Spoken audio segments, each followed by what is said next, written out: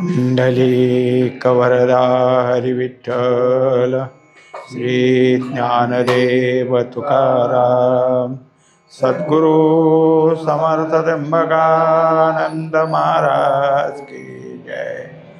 माऊली ज्ञानेश्वर महाराज की जय। जगद्गुरु तुकाराम महाराज की जय। श्री गुरुदेव दत्त। श्री तुकाराम महाराजांची गाथा, अभंग क्रमांक 183। गहू एक जाती, परी त्या पाधाणी नासती। वर्म जाणावे ते सार, कोठे काय थोडे फार। कमाईचे सार, जाती दाविती प्रकार। तुका म्हणे मोल, गुणा मिथ्या फिके बोल।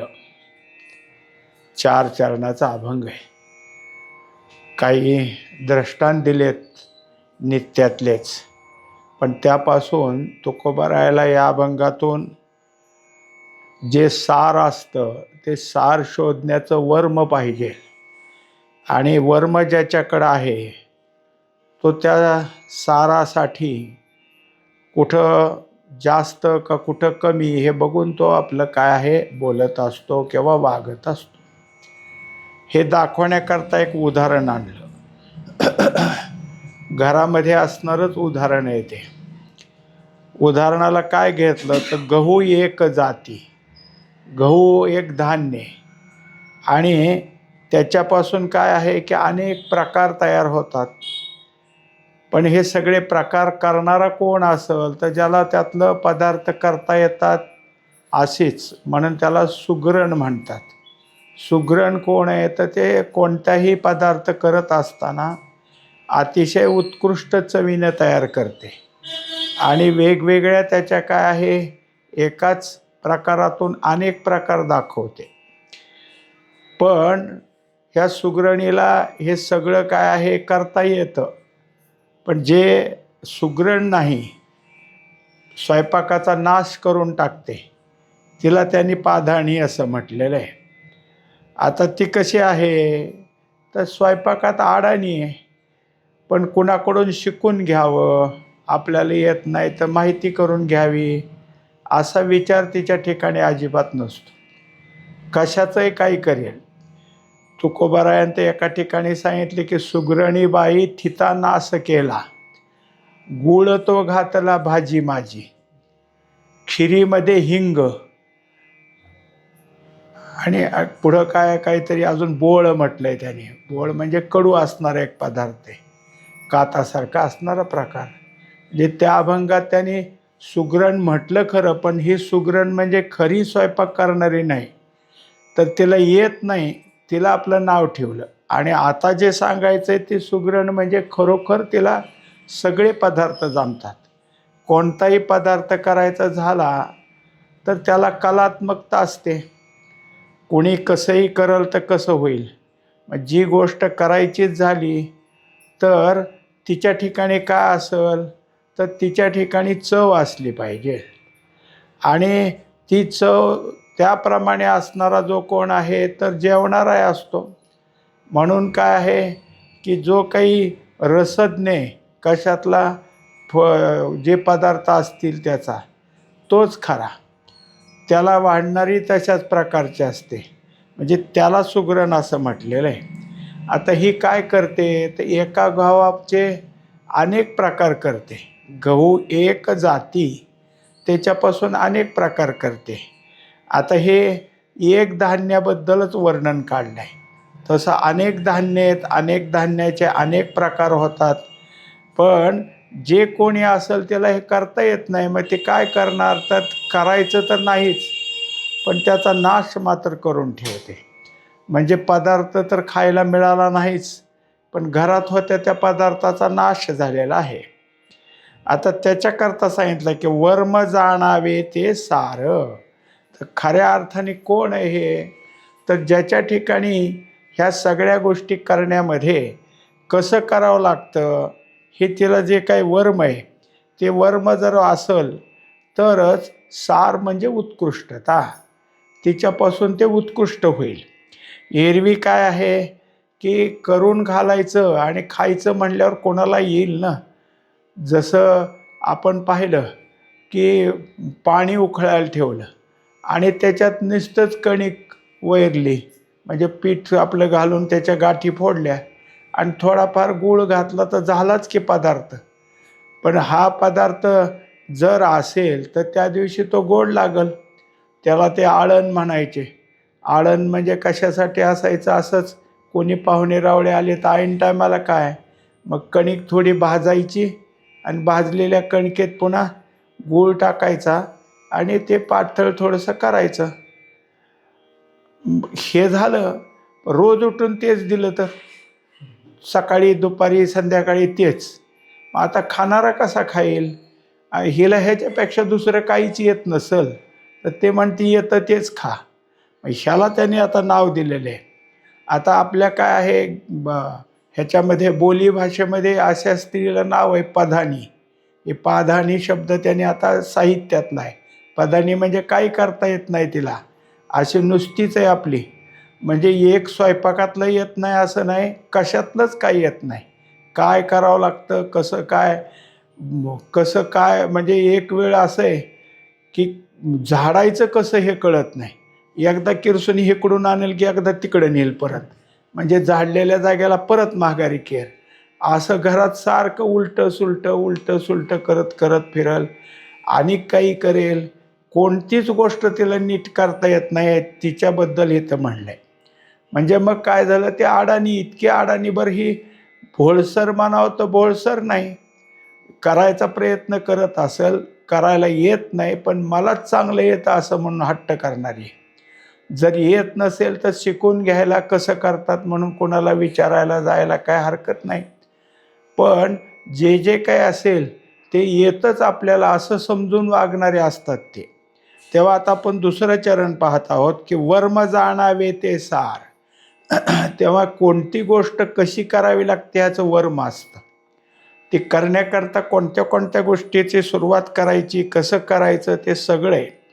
आणि त्यामुळं कोणत्या गोष्टीत कसं कसं सार आहे ते त्यांनी सांगितलं. आता त्याच्यात काय आहे की जे काही गोष्ट आहे ते सांगितली. जसं आता उदाहरण सांगितलंय वर की गहू एक जाती. मग गव्हाबद्दल जर बघितलं तर गव्हाचं जर पीठ म्हणजे कणिक जर घेतली तर कणिकेची चपाती होते, पण कणकेची पुरणपोळी होते. पण चपाती आणि पुरणपोळी ह्या दोन्हीची कणिक तिंबताना वेगवेगळे प्रकार आहेत. कणिक सहज तिंबून झाली, थोड्या वेळ मुरू दिली तर चपाती होते. पण पुरणाची पोळी करायची असली तर ती कणिक अतिशय कष्टाने कमवावं लागते. म्हणजे तिचं जे काही तिंबणं आहे ते साधं नाही. त्याला काय आहे की पाट्यावर आपटून आपटून इकडून तिकडून त्याच्यात अजून काय आहे पाणी मावल असं करून तेव्हा ते पुरणाची पोळी चांगली होती. म्हणजे पुरणाची पोळी केली म्हणजे केली तर अशी केली की हाताने तर तुटणं, दाताने तुटणं. असली पुरणाची पोळी करून काय करायचं. मग त्याच्यापेक्षा अशी सुगरण कशी असते तर पोळी तर सहजच आहे, पण जिभेवर ठेवल्याबरोबर विरघळती. तिला म्हणजे माणसाला त्या चावायचा प्रश्नच नाही, इतकी विरघळती, इतकी ते काय आहे करते चांगलं. तेव्हा ते वर्म आहे. म्हणजे त्याला वर्म म्हणायचं की हे काय करायचं आहे. दुसऱ्या तुकड्या सांगितलं कोठे काय, कोणत्या बाबतीत कसं वागावं. तेव्हा आता ह्यांनी दाखवलं की तुम्हाला कणिकच तिंबायची फक्त, तर ती कशी करावं लागेल ते नको का विचारात आणायला. आणि जिथं काय आहे की साध्या नुसत्या चपात्या टाकायच्या ती पण तिंबावीच लागते, पण तितका आटास नाही, म्हणून थोडेफार झाली. आता हे नुसतं ते झालं. दुसरं काय आहे की त्या गव्हाचे कितीतरी प्रकार आहेत. नुसताच गहू घेतला तर त्याला खीर करायची झाली, गव्हाची खीर, तर त्याला अगोदर सडावं लागल. मग ते सडल्यानंतर त्याचं सगळं काय आहे त्या प्रकारे चांगल्या प्रकारे शिजवावं लागल. शिजून मऊ झाल्यावर मग त्यात गूळ घालावं लागल. इतकं सगळं झाल्यावर त्या गव्हाची खीर झाली. म्हणजे हे करण्याकरता त्या गव्हाला नुसतंच पाण्यात आदनेल टाकलं असतं तर त्याची खीर नीट झाली नसती, ते दांड होऊन बसलं असतं. आता लापशी होते, भरडा काढून लापशी होते, पण लापशी भाजली चांगली तर, आणि भाजल्यावर ते आदन येऊन मऊ झाल्यावर मग गूळ टाकलं तर ठीक आहे. तिला नुसतं पाण्यात टाकलं, आदन येऊ दिलं नाही, तोपर्यंत गूळ टाकला तर संध्याकाळपर्यंत ते कधीच मऊ व्हायची नाही. कारण काय होतं, गूळ त्या निबर करतो त्या दाण्याला आणि मऊच होऊ देत नाही. जेव्हा तो दाणा आदनात मऊ झालाय असं कळल्यावर गूळ घालायचा आहे. हे काय झालं, हे वर्म आहे. मग हे वर्म करणारं कोण असतं, की ज्याला हे वर्म जाणता येतं तीच आहे. तेव्हा आता या सगळ्या गोष्टीमध्ये केवळ स्वयंपाकाचं वर्णन केलं आहे असं नाही, तर कोणती गोष्ट तुम्हाला करत असताना परमार्थातलं वर्म जाणता आलं पाहिजे. मग आता ज्या काही गोष्टी आहेत त्याच्यामध्ये काय झालं, की जसं स्वयंपाकाबद्दल झालं तसं परमार्थाचंही झालं. तुम्हाला पाठांतर करायचं असलं तर त्याच्यातलं कसं पाठ करावं ह्याचं वर्म आलं पाहिजे. एकाने काय केलं, पाठ करायचा ठरवला.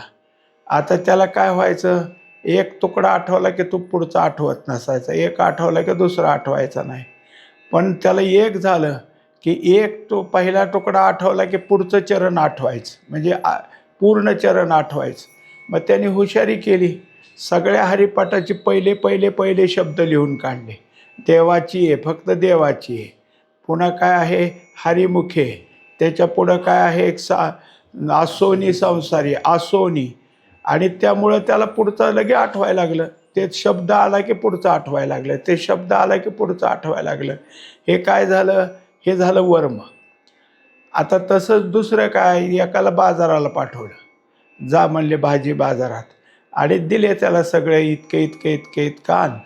आता तोंडी सांगितलं, त्यांनी आपलं सगळं आणलं आणि आणलं. मग म्हणले दे हिशोब. पण त्याला आता केवढ्याचं काय हे आठवणं. मग त्याला त्यांनी वर्म सांगितलं की शेवटी काय घेतलं ते बघ आधी. मग ते केवढ्याला घेतलं, मग त्याच्या पुढं अगोदर काय घेतलं, मग असं करत त्याला यादीच्या शेवटी नेलं. आणि मग शेवटीकडून आठवत आठवत गेल्यानंतर मग त्याला हिशोबही जुळला. शेवटचं केवढ्याला घेतलं होतं, त्याच्यावरचं केवढ्याला घेतलं होतं, त्याच्यावर. मग ते हिशोब जुळत गेला की शेवटपर्यंत सगळे आले आकडे. हे वर्म आहे. आता हे जसं व्यवहारातलं वर्म आहे तसं परमार्थातही वर्म आहे. तुम्हाला सगळ्या गोष्टी त्यात आल्या, पाठांतर आलं, किंवा रोजची ज्ञानेश्वरी वाचन करायचं असेल नित्याचं, तर त्यालासुद्धा तुम्ही एकाग्रता करण्याकरता काय कराल, ते वर्म आहे. मग ती एकाग्रता झाली तरच आहे.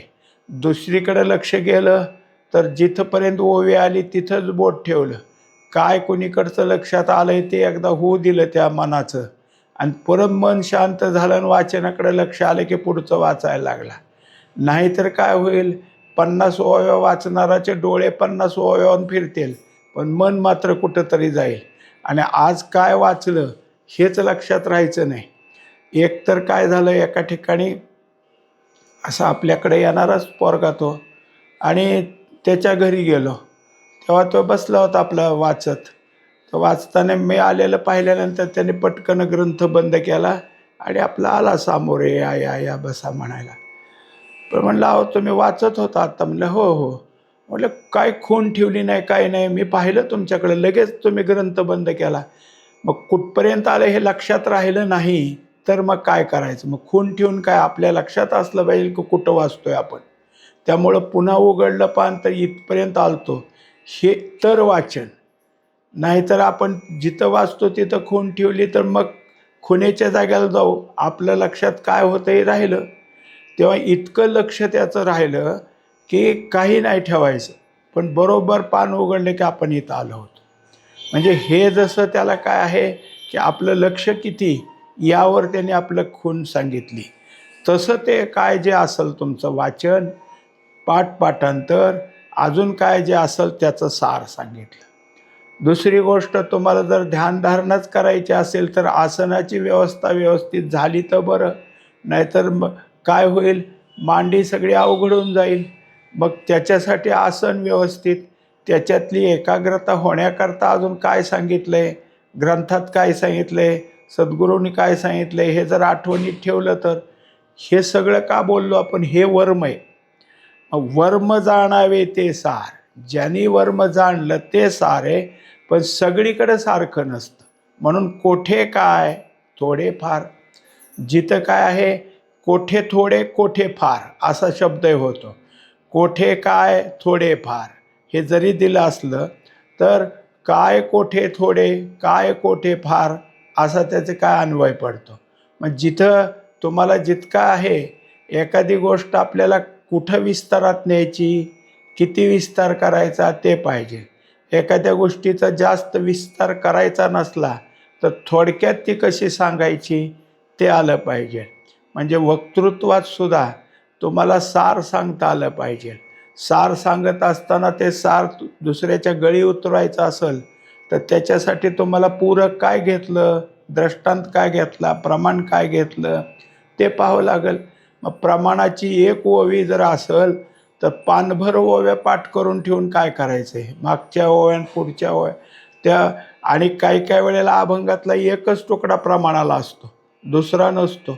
त्यामुळं दुसरा द्यायची गरजही नाही.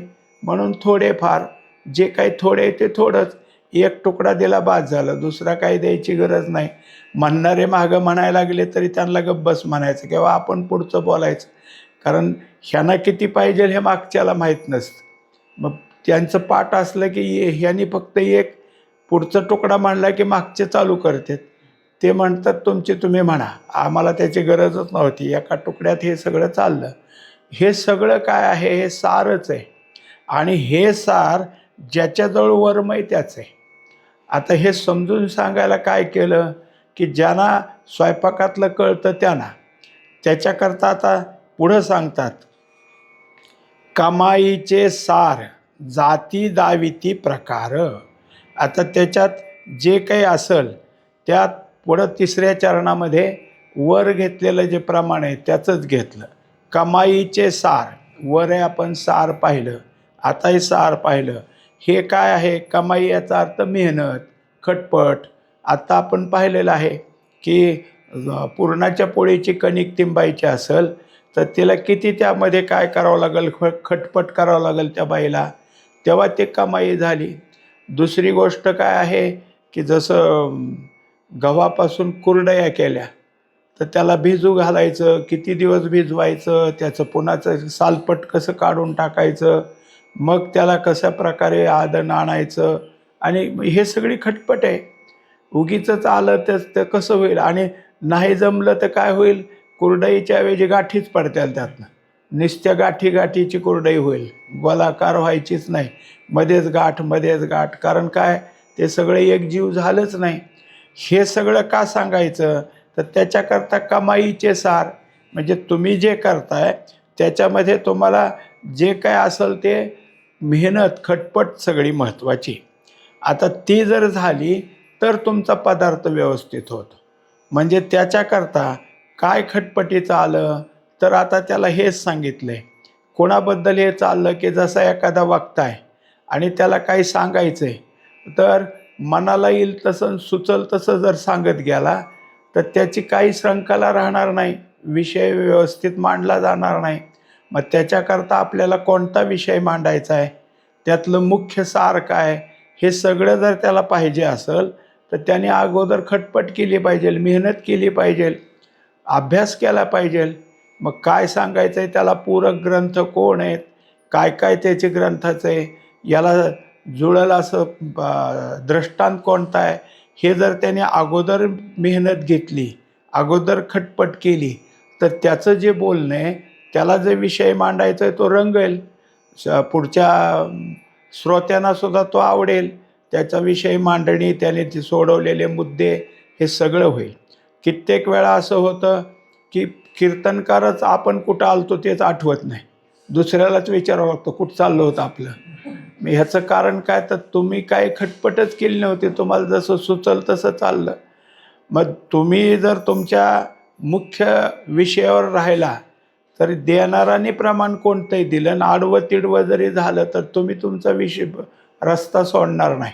कारण तुम्हाला अगोदरपासून कसा विषय मांडायचा आहे हे तुम्ही पाहिले, नुसतं पाहिलं नाही तर त्याला आता जे कमाईचे, कमाई म्हणजे काय तर मेहनत केली तुमची, त्या ठिकाणी खटपट केली तुम्ही तो विषय मांडायला, तो आहे. तेव्हा ह्यांनी सुद्धा जे पदार्थ करायचे त्याच्यासाठी त्याच्या पुढं सांगितले की जाती दाविती प्रकार.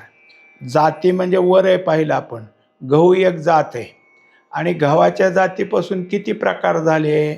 आता आपण जसं पाहिलं की कणकेपासून चपाती होती, पुरणपोळी होती, अजून काय असेल ते मगाशी लापशी, आता ते सगळं झालं. लापशी म्हणजे गव्हाचं आता कणिक नाही, गव्हापासून कणी केली त्याचे लापशी झाली, गव्हापासून खीर झाली, हा दुसरा प्रकार झाला. आता त्याच्यानंतर गव्हाचा तिसरा प्रकार काय, गरा काढला, मग त्याच्यापासून शिरा तयार केला, लाडू केले, गऱ्याचे लाडू केले, तिंबून शेवया केल्या. मग हे सगळं काय आहे की हे सगळे प्रकारच आहेत. म्हणजे त्याच्याकरता त्याने दाविती प्रकार, किती प्रकार झाले. गहू एक जाती, गव्हाची जाती एकच, पण प्रकार किती आले तर जितकं त्या सुगरणीला येतं तेवढं, तिला जे जे काही त्यातलं करता येईल ते त्यांनी करून दाखवलेलं आहे. आणि त्या प्रकारे तिच्या ठिकाणी काय आहे की ते करतात. आता जसं आपण गव्हाचे एक एक प्रकार पाहिला की गव्हापासून कणिक तयार होते, गव्हापासून रवा तयार होतो, गव्हापासून काय आहे की चीक तयार करून कुरडई वगैरे होते. तसं गव्हाचं औषधी म्हणजे गव्हांकुर, ते अंकुर म्हणजे गहू लागण करायची, त्याच्या अंकुर आले की त्याचं औषध, मग एक आजचं उद्याचं ते दररोज तेच. हे सगळे प्रकारच आहेत ना. हे सगळे प्रकार कोणाला येतील तर वर्म जाणावे ते सार, ज्याला वर्म माहिती त्याला. मग कोणत्या प्रकारापासून काय आहे ते प्रकार जर केले तर त्या प्रकारातून त्यांना काय आहे की जे द्यायचं आहे आणि जे नाविन्यानं वाटेल, किंवा आज तोच गहू तोच आहे पण आज त्याचे काय अमुक केलं, उद्या त्याचं ते काय दुसरं केलं, तिसरं, दररोज नवीन केलं तरी गव्हाची जात एकच पण जातीचे प्रकार मात्र वेगवेगळे. हे सगळं झालं तर खाराराचं समाधान होतं. तसं असं जर तुम्ही खटपट केली आणि त्यातले प्रकार जर सांगितले, कशाला काय पूरक असतं, भक्ती सांगायला गेली तर भक्तीला भावपूरक असतो, ज्ञान सांगायचं असलं तर ज्ञानाला वैराग्यपूरक असतं, देव सांगायचं असेल तर देवाला देवाचा भक्त, पूजा अर्चना वंदनं, ह्या सगळ्या गोष्टी देवाच्या सगळ्या आहेत. आणि तत्त्वज्ञान सांगायचं असलं तर ब्रह्म आणि माया आहे, ह्यांची जोडी लावूनच त्या सगळ्या गोष्टी बोलावं लागतात. हे सगळं सार झालं. आता या सगळ्या गोष्टी ज्यांच्या ठिकाणी जमतात तेच सगळे हे करू शकतात. त्याच्याकरता मग त्याला काय आहे की जे जे काही त्याच्याजवळ असेल ते, हा जो वक्ता आहे त्याने नुसतं नाही तर त्यांनी खटपट केली, मेहनत केली आणि मग आपला विषय व्यवस्थित मांडला. असं आहे, किती जरी पारंगत असेल, अगदी रोज त्याचे काय हातोटी असेल तरीसुद्धा त्याला अभ्यास करावाच लागतो. त्याला आपल्या ठिकाणी विचाराची मांडणी करावीच लागते, तरच त्याचा जो विषय आहे तो यथास्थित मांडला जातो. नाही तर मग काय होतं की मागं पुढं तरी होतं, नाही तर मध्येच सगळ्या गोष्टी विसरून जातात. मग सांगायचं होतं आपल्याला काय ते आठवलं नाही की मग जे असेल आठवलेलं ते सांगायचं आणि मग अगोदरचा मुद्दा आठवतो. आता सांगत आल्यावर अगोदरचा आठवला, अरे आपल्याला मगाशी हा मुद्दा सांगायचा होता, आता तो परत घेतला जातो. म्हणजे अशी काय झाली, मागं पुढं झालं. आणि त्याला जर ते सगळं सूत्र जमलं असेल तर सूत्राप्रमाणे बोलतो, ही त्याची कमाई आणि त्याप्रमाणे त्यांनी दाखवलं. म्हणजे तुकोबारायाला उगा आपल्या सुगरण आणि स्वयंपाक करण्यात अडाणी ह्यांच्यात मांडण्या मांडायच्या नाहीत, त्याशी काय घेणं देणं आहे का, पण त्याच्यातून शिकवायचं आहे. बोध वेगळा आहे, तुकोबारायाच्या अभंगातलं मुख्यत्व वेगळं आहे, पण प्रमाण काय घ्यावं ते प्रमाण असं घेतलं की जे तुमच्या आमच्या दृष्टिक्षेपातलं आहे. माणसाला काय होतं, एखाद्याच्या घरी अशा प्रकारचं चांगल्या प्रकारचे पदार्थ केले जातात आणि त्याची चव तोंडाखाली आलेली असते, पण दुसऱ्याच्या घरी गेलं तर ते वेगळंच झालेलं असतं.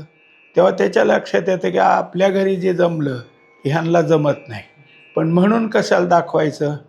पण ते मनात राहतं की तिथं गेलं तर ते काय आहे, कोणतीच म्हणजे बाकीच्या गोष्टी तर राहू द्या, साधी काय आहे, चपातीसुद्धा धड जमली नाही. म्हणजे त्याच्यापेक्षा किती अजून का अडाणीपणा असावं असं वाटतं. दुसऱ्याच्या घरी कसं बोलायचं, पण फरक कळतो का नाही? मग तसा फरक कळतो. कोण काय आहे बोलणं, कसं चालतं याचा फरक कळतो. म्हणून आहे हे सगळं म्हणून सांगावं लागलं. तुका म्हणे मोल, गुणा मिथ्या फिके बोल. आता इथं सुद्धा काय केलं आहे, अन्वय केला आहे. तुका म्हणे मोल, तुका म्हणे गुणा मोल. म्हणजे कशाला मोल आहे, तर तुमचे गुण चांगले असले तर. मोल याचा अर्थ काय, तुम्हाला किंमत आहे. तुम्हाला जे काही तुमच्याजवळ असेल ते तुमचं कशाहून मोजमाप होतं, तुमच्याजवळ काय गुण आहेत त्याप्रमाणे.